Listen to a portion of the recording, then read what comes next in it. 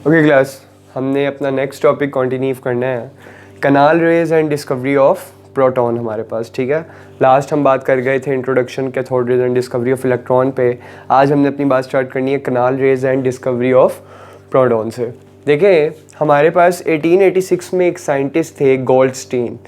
Goldstein ने क्या काम किया था, इसने एक्चुअली विलियम क्रुक्स के ही एक्सपेरिमेंट को लेके आगे थोड़ा सा प्रोसीड किया था। बस थोड़ी बहुत आप कह लें कि वेरिएशन, थोड़ी बहुत चेंजिंग उसमें, ऑल्ट्रेशन वगैरह की थी, कॉन्सेप्ट सेम वही था। ठीक है, तो सिंपल हम रिवाइज कर लेते हैं। विलियम क्रुक्स ने क्या कहा था, उसने एक डिस्चार्ज ट्यूब ली थी जो कि गया हमारे पास ग्लास की बनी हुई थी। अंदर हमारे पास इलेक्ट्रोड्स थे, कैथोड एंड एनोड। एनोड के ऊपर हमारे पास पॉजिटिव चार्ज, कैथोड के ऊपर नेगेटिव चार्ज, और इसके अंदर एक डिस्चार्ज ट्यूब के अंदर उसने गैस फिल की हुई थी और प्रेशर को रिड्यूस किया हुआ था 10⁻⁴ ATM एटमॉस्फेरिक प्रेशर।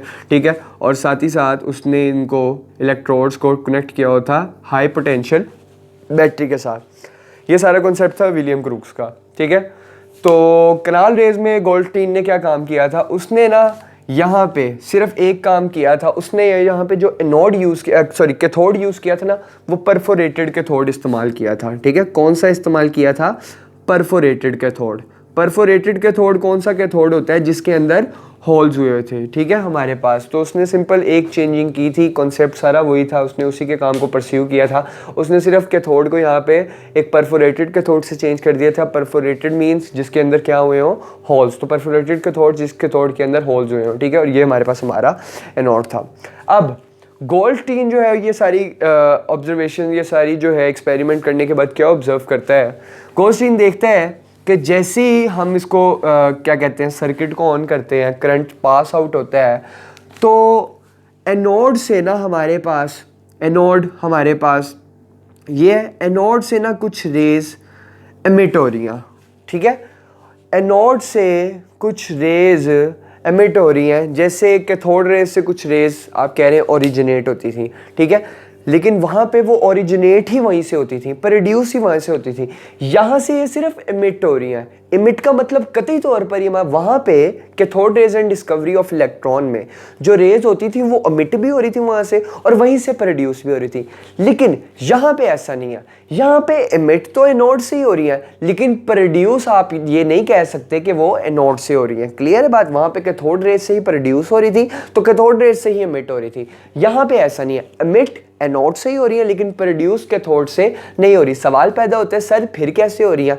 देखिए, एक्चुअली हुआ क्या था कि ये ऑब्जर्वेशन थी, ज़रा याद करिएगा, कि कैथोड रेज से कुछ शाइनी रेज एनोड की तरफ एमिट कर रही थी। ऐसे ही था क्या कहते हैं, डिस्कवरी ऑफ इलेक्ट्रॉन में, विलियम क्रुक्स के एक्सपेरिमेंट में। तो रिजल्ट में गोल्डस्टीन ने ये ऑब्जर्व किया कि हमारे पास जब ये जो कैथोड रेज है, ठीक है, very fast moving particles, electrons को जिनको बाद में नाम दे दिया गया था, क्योंकि इसके अंदर फिल हुई है डिस्चार्ज ट्यूब के अंदर एक गैस। तो जब ये डिस्चार्ज ट्यूब के गैस के मॉलिक्यूल्स के साथ स्ट्राइक कर रहे थे, तो ये उनको आयोनाइज कर देते थे। देखिए, हमारे पास कैथोड रेज इलेक्ट्रॉन थे और डिस्चार्ज ट्यूब के मॉलिक्यूल्स होते हैं, और जब ये मॉलिक्यूल्स के साथ स्ट्राइक करते थे तो मॉलिक्यूल्स को आयोनाइज कर देते थे। कैसे? मॉलिक्यूल हमारे पास पीछे बच जाता था पॉजिटिव पार्टिकल्स वाले, प्लस एक इलेक्ट्रॉन इसमें से निकलता था और एक इलेक्ट्रॉन ये, तो कितने इलेक्ट्रॉन हो जाते थे? 2 इलेक्ट्रॉन हो जाते थे। तो हमारे पास सिंपल ये बात ऑब्जर्व की गई कि ये एनोड से एक्चुअली ओरिजिनेट नहीं होते, प्रोड्यूस नहीं होते, ये सिर्फ और सिर्फ वहां से क्या हो रहे हैं, एमिट हो रहे हैं। मतलब क्या है कि कैथोड रेज से कुछ शाइनी रेज एमिट हुई। ठीक है, तो हमारे पास मॉलिक्यूल्स के साथ जब वो जाकर टकराई हुई, उन्होंने उनको आयोनाइज कर दिया। आयोनाइजेशन के रिजल्ट में हमारे पास कैथोड रेज के ऑपोजिट में कुछ रेज जो है वो मूव करना स्टार्ट हुई, और बिल्कुल स्ट्रेट लाइन मूव कर रही थी। उन रेज को गोल्डस्टीन ने नाम दिया किस चीज का? कनाल रेज का। ठीक है, अगेन मैं कोट करूंगा, ये बिल्कुल यहां से प्रोड्यूस नहीं हो रही, ये सिर्फ यहां से एमिट हो रही हैं।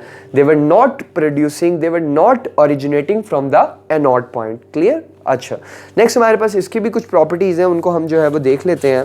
देखिए, पहला हमारे पास जो पॉइंट है, देयर डिफ्लेक्शन,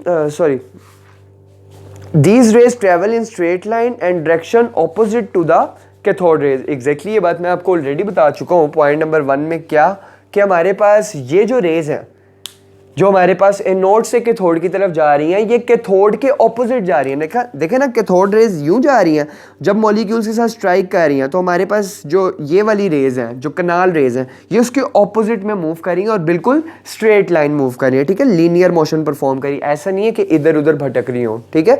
अच्छा, नेक्स्ट हमारे पास है their deflection electric field and magnetic field prove that they are positively charge particle. Exactly, again electric field और मैग्नेटिक फील्ड में ये बात ऑब्जर्व की गई कि हमारे पास, क्योंकि ये पॉजिटिव चार्ज पार्टिकल्स हैं, जब ये उनको आयोनाइज करती हैं तो ये पॉजिटिव बन जाते हैं, तो ये पॉजिटिव से नेगेटिव की तरफ मूव कर रहे हैं। इट मीन्स कि हमारे पास इलेक्ट्रिकली इनके ऊपर पॉजिटिव चार्ज है। क्यों? क्योंकि ये पॉजिटिव से नेगेटिव जा रही हैं, तो ये एक दूसरे को अट्रैक्शन की तरफ जा रही हैं। देखें ना, पॉजिटिव नेगेटिव एक दूसरे को अट्रैक्ट करते हैं, करीब आते जाते हैं।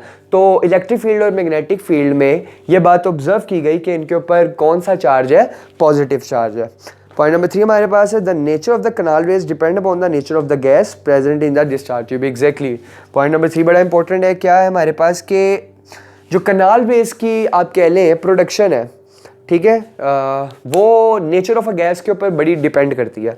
यानी कि कैथोड रेज में हमारे पास, मैंने आपको बताया था कि same type of cathode rays produce होती थी, लेकिन इसमें ऐसा नहीं है। इसमें अगर हम गैस को किसी, इसके अंदर जो गैस ली होगी उसको किसी और मैटर के साथ या किसी और गैस के साथ रिप्लेस कर देंगे तो same type of canal rays produce हमारे पास नहीं होगी, उसके ऊपर फर्क पड़ेगा। पॉइंट नंबर 4 हमारे पास है these raise do not originate from anode. Exactly, ये पॉइंट मैं बता के आप लोगों को क्या कहते हैं क्लियर करा चुका हूँ कि ये रेज बिल्कुल एनोड से प्रोड्यूस नहीं हो रही, ओरिजिनेट नहीं हो रही, ये सिर्फ वहाँ से एमिट हो रही है। क्लियर है हमारे पास? In fact these rays are produce when the cathode rays और electrons collide with the residual gas molecule present in the discharge tube ionize them as follows. देखें, यही वाली इक्वेशन बुक में हमारे पास लिखी हुई है कि जब कैथोड रेज या इलेक्ट्रॉन्स मॉलिक्यूल्स डिस्चार्ज ट्यूब वाली के साथ स्ट्राइक करते थे तो वो उसको आयोनाइज करते थे, तो हमारे पास एम पॉजिटिव, ठीक है, यानी कि कैटाइन हमारे पास कनाल रेज जो है वो प्रोड्यूस होती थी, साथ में हमारे पास क्या बनते थे? हमारे इलेक्ट्रॉन्स टू, ठीक है। तो यही हमारी बुक में इक्वेशन लिखी हुई है, आप देख लीजिएगा वहाँ से। आगे हमारे पास पॉइंट नंबर 5 है कि mass of these particles was found equal to the proton or simple multiple of it. The mass of a proton is 1840 times more than that of electron. Exactly.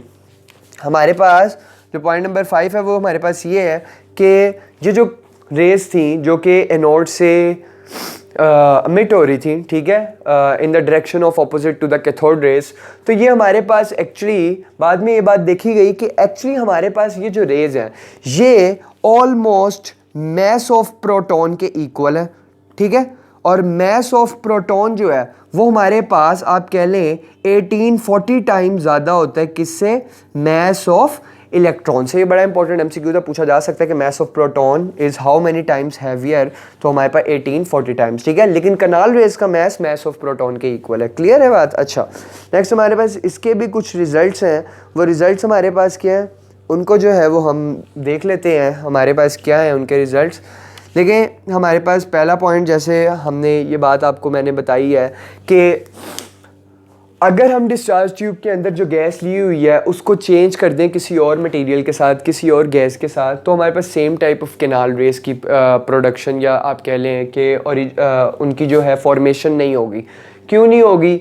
क्योंकि हमारे पास जब ये किसी और डिस्चार्ज ट्यूब के साथ लेट से कोई और गैस के साथ जाके टकराते हैं तो मॉलिक्यूल ज़्यादा अप एंड डाउन हमारे पास हो सकते हैं, तो सेम टाइप ऑफ आप कह सकते हैं कि कनाल रेज उस केस में प्रोड्यूस नहीं हो सकती हमारे पास, ठीक है। तो ये कॉन्सेप्ट आपने क्लियर करना है कि डिस्चार्ज ट्यूब के अंदर जो गैस ली हुई है वो आपने वही वाली लेनी है, ठीक है, आपने उसको किसी और के साथ चेंज नहीं करना। चले मैं आपको बता देता हूँ, हमारी बुक में ना ये बात लिखी नहीं हुई, बड़ी अपर लेवल की बात है, लेकिन मैं बता देता हूँ, परेशान होंगे पता नहीं इसमें कौन सी गैस है और कौन सी के साथ रिप्लेस कर देंगे तो नहीं होगा। देखिए, इसमें जो हमारे पास गैस होती है ना वो प्लाज्मा एक्चुअली होती है हमारे पास, ठीक है, और उसका टेम्परेचर बहुत ज़्यादा हाई होता है प्लाज्मा गैस का। एक्चुअली केमिस्ट्री में ना हम प्लाज्मा को इंटरप्रेट नहीं करते, हमारे पास मैटर की केमिस्ट्री में ऑलमोस्ट 3 ही टाइप है, क्या कहते हैं, सॉलिड लिक्विड गैस, लेकिन आप फिजिक्स में पढ़ेंगे solid liquid gas and plasma, 4th ionic state of matter.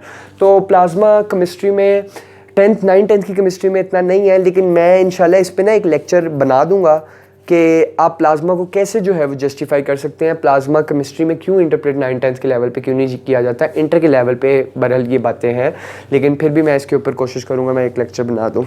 अच्छा, तो हमारे पास ये बात हो गई। बाद में हमारे पास जो पॉइंट नंबर 2, जैसे मैंने आपको बताया कि हमारे पास ये भी वही वाला कॉन्सेप्ट है कि जब हमारे पास ये रेज जो है वो पास आउट होंगी परफोरेटेड कैथोड से तो वॉल के साथ टकराएंगी, ठीक है, स्ट्राइक करेंगे और वहाँ से हमारे पास जो लाइट है वो ग्लो करने लग जाएगी, ठीक है। हमारे पास ये सिंपल हमारा कॉन्सेप्ट है।